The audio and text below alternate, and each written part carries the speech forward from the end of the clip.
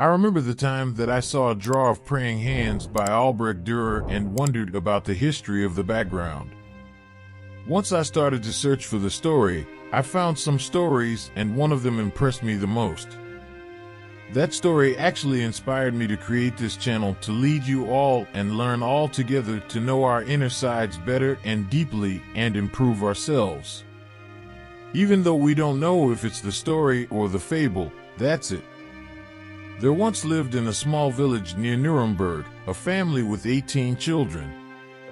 The father was a goldsmith and worked almost 18 hours a day at his trade and any other paying chore he could find in the neighborhood in order to keep food on the table for the family.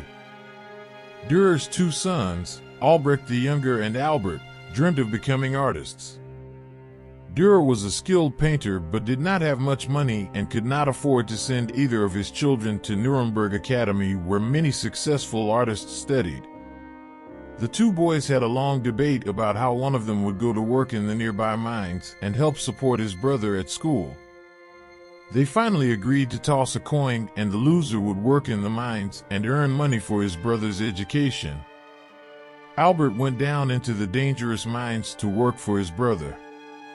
In 4 years, Albrecht had developed a reputation as an artist.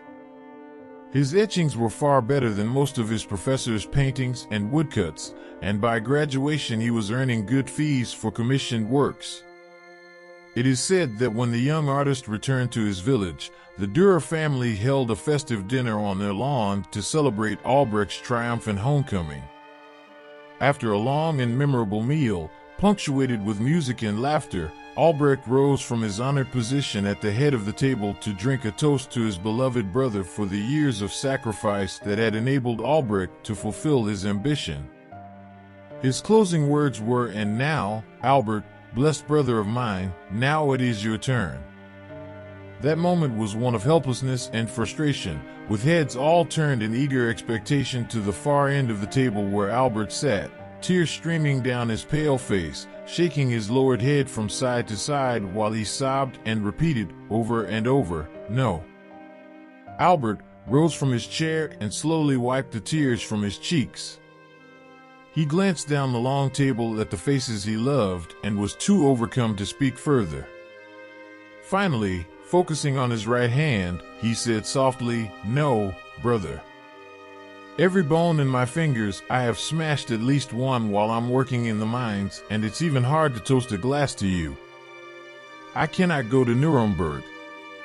It is too late for me."